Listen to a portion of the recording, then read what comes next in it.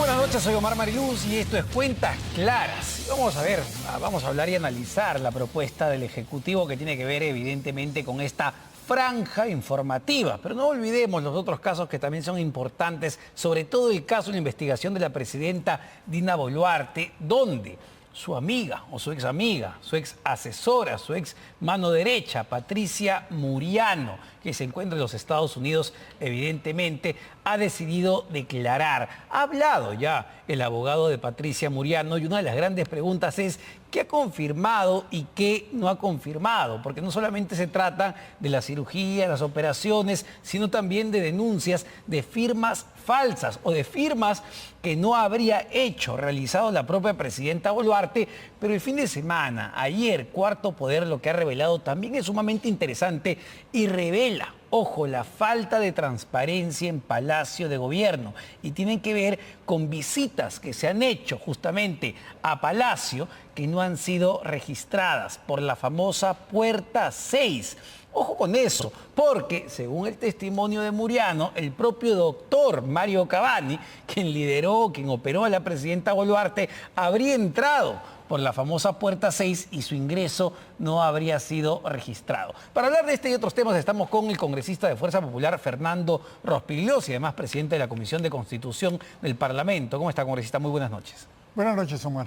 Bueno, a ver, en principio, las declaraciones o lo que se va conociendo en torno a la operación estética o no de la presidenta, ¿está complicando su situación penal y sobre todo política en el Parlamento? No creo, porque ya sabemos que estos temas tendrán que ser vistos cuando la señora Boluarte termine su periodo, porque está muy claro que no puede ser acusada mientras está ocupando la presidencia por temas como este. La Constitución es muy clara, el artículo 117 señala temas específicos por los cuales puede ser acusada. Puede ser investigada preliminarmente, pero no puede ser acusada.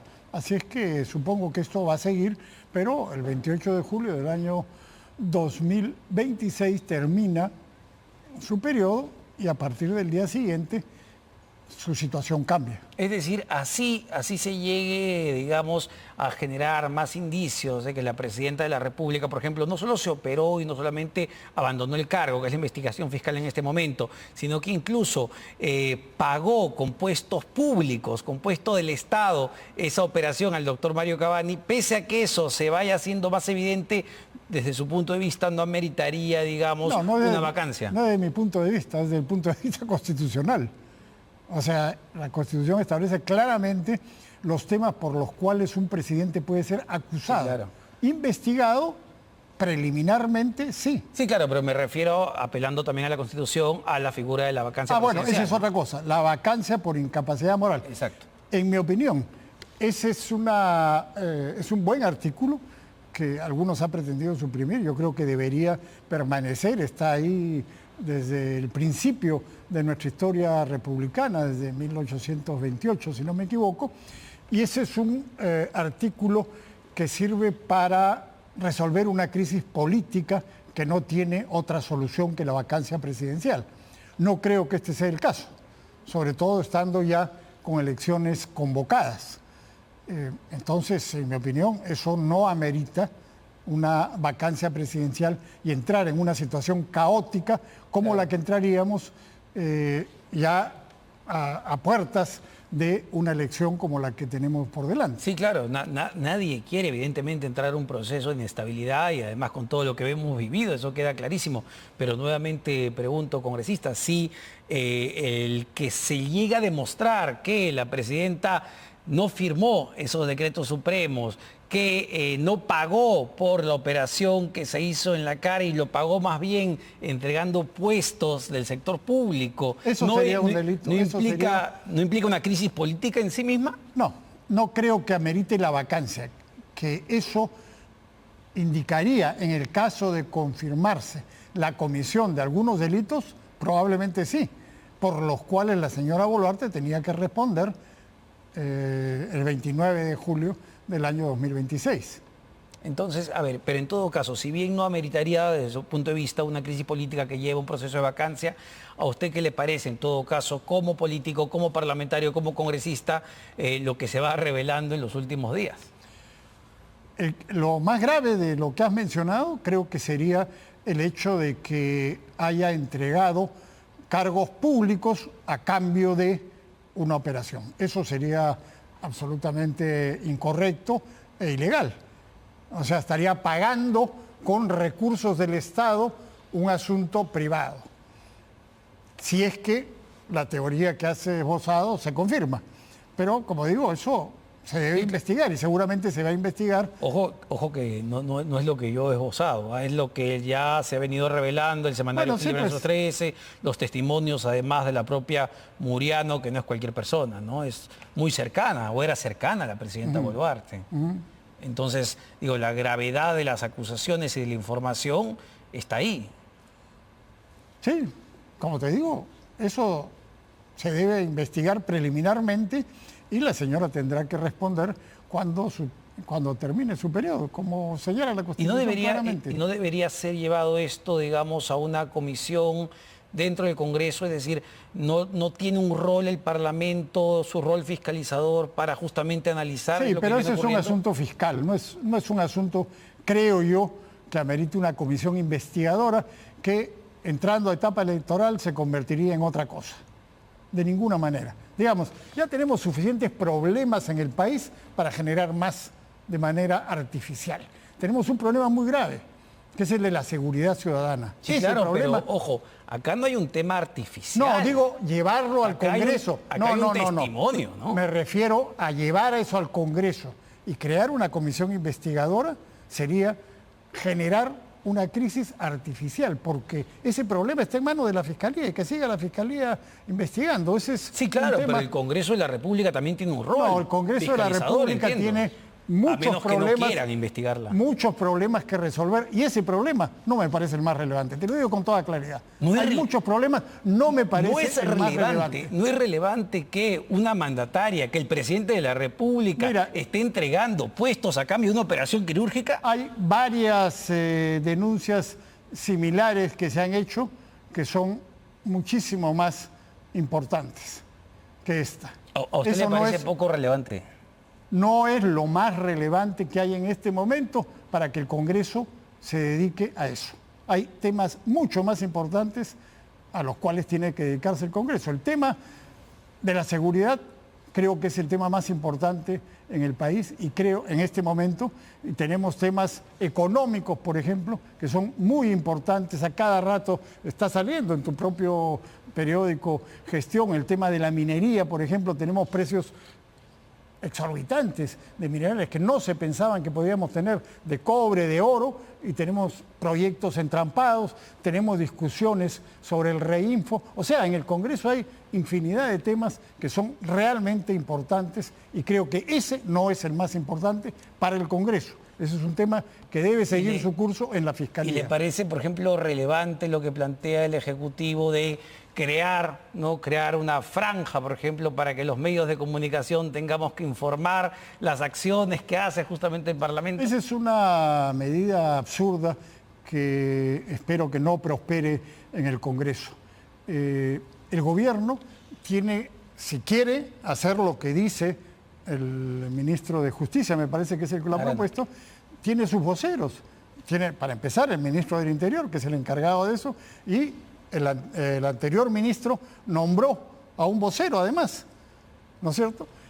Tiene a la presidente Boluarte, que es la principal responsable de ese asunto y que debería salir a explicar regularmente, dar entrevistas o dar conferencias de prensa. Tiene al presidente del Consejo de Ministros, que es el vocero oficial del gobierno. Es decir, son los responsables políticos que están ahora en el gobierno los que tienen que explicar los presuntos o supuestos avances en temas de seguridad y no este absurdo de poner una franja para que el gobierno haga propaganda gratuita en los medios de comunicación. A mí me parece fuera de lugar, disparatado.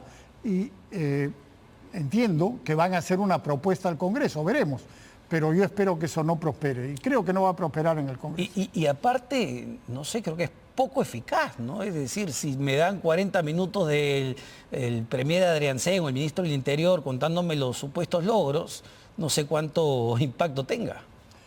No, mira, eso, en mi experiencia en medios periodísticos, que es larga, es mucho más eficaz que sean en este caso, los voceros del gobierno, la gente que está directamente vinculada al problema, o el jefe de la policía o el jefe del Estado Mayor, no sé, que expliquen sus logros, los que dicen tener, que haya una franja con propaganda. Eso, lo de la franja con propaganda, es completamente ineficaz. Además de crearle un problema a los medios de comunicación y además de crear un problema político, digamos, porque va a ser rechazado, como ya está siendo rechazado, por los medios de comunicación. Eso es ineficaz y no le va a servir para nada al gobierno. Ahora, ¿es la respuesta del gobierno a la crítica y a las investigaciones constantes de los medios de comunicación? Es la respuesta del gobierno ante su poca capacidad para enfrentar con eficacia el problema de la inseguridad. O sea, recuerda pues de dónde viene esto. ¿Te acuerdas en el gobierno de Ollantumala, cuando salió un premier de ese entonces a decir que el problema de la inseguridad era el problema de la percepción de inseguridad, no de la realidad de inseguridad? Entonces, eso se va repitiendo con otro nombre cada cierto tiempo. A eso están apuntando, ¿no? El problema es que los medios magnifican los problemas de la inseguridad, no que la realidad de la inseguridad nos está poniendo contra las cuerdas a todos los peruanos, ¿no? Entonces, si se trata simplemente de un problema de medios de comunicación, entonces recurren a esta franja. O sea, toda la concepción es equivocada y la propuesta, que es producto de esa idea equivocada, es también equivocada, por tanto. Ahora, si bien esta actitud, un tema clave tiene que ver con el hermano de la presidenta Boluarte, y también me gustaría saber un poco la impresión que tiene, porque vuelvo al testimonio de Muriano, ¿no? Es la amiga de la presidenta, que dijo, oye, Nicanor Boluarte es un hombre claramente con poder en Palacio de Gobierno. Lo hemos visto en los últimos reportajes que ha salido con esta persona que dirige una ONG, José, se me fue ahí el apellido, pero que sería la bisagra o el intermediario del hermano de la presidenta Boluarte. ¿Cree que Nicanor Boluarte tiene todavía poder en el gobierno? Todo indica que sí. Y hemos visto, creo que a eso te refieres, como el presunto enviado de Nicanor Boluarte intermediando en una reunión entre un vendedor de armas y un funcionario de FAME. Un funcionario de FAME, además, gerente comercial de FAME. Que es muy cuestionado, porque antes ese señor ha sido gerente legal de FAME y, según lo que dicen algunas fuentes dentro de FAME, es que no tiene inscripción válida en el Colegio de Abogados de Lima ni del Callao. Y ahora lo han puesto de gerente comercial.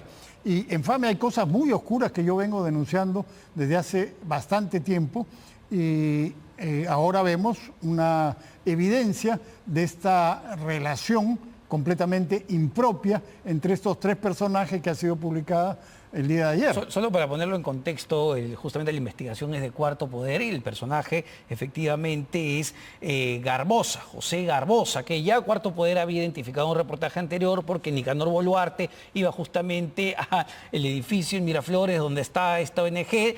¿Y por qué Garbosa es importante? Solo para contextualizarlo, porque en la investigación fiscal de los famosos Guayquis en la sombra, Garbosa, según un testimonio, incluso un chat de Víctor Torres, que es un testigo, un colaborador eficaz de la Fiscalía, Garbosa sería la bisagra de Nicanor Boluarte, el intermediario de Nicanor Boluarte. Entonces, efectivamente, lo que ha sacado Cuarto Poder el día de ayer es a este señor Garbosa junto al gerente, ahora ya nombrado, gerente comercial de FAME, con otro personaje. Entonces, lo que resulta llamativo es que este puesto, esta encargatura, este sujeto, esta persona, se vuelva ya el gerente comercial nombrado luego de esta reunión. Eso, por ejemplo, es más importante que lo que mencionaba anteriormente. Claro, pues allá hay millones de soles que se están jugando y además se juegan con la seguridad nacional, porque en FAME se están haciendo una serie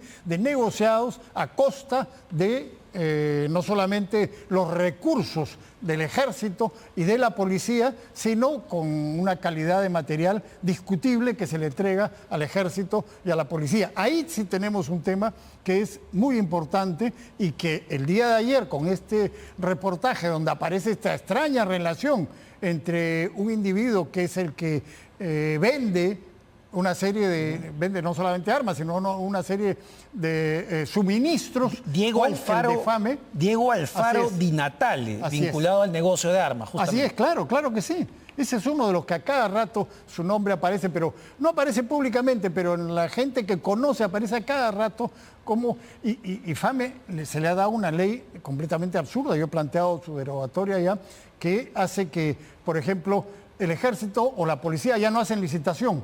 Dicen, no, que FAME me lo compre. Y FAME, sin hacer licitación, amarrándose con alguien, con estos intermediarios, hace las compras. Y se acabaron las licitaciones y se acabó la agencia de compra de las Fuerzas Armadas.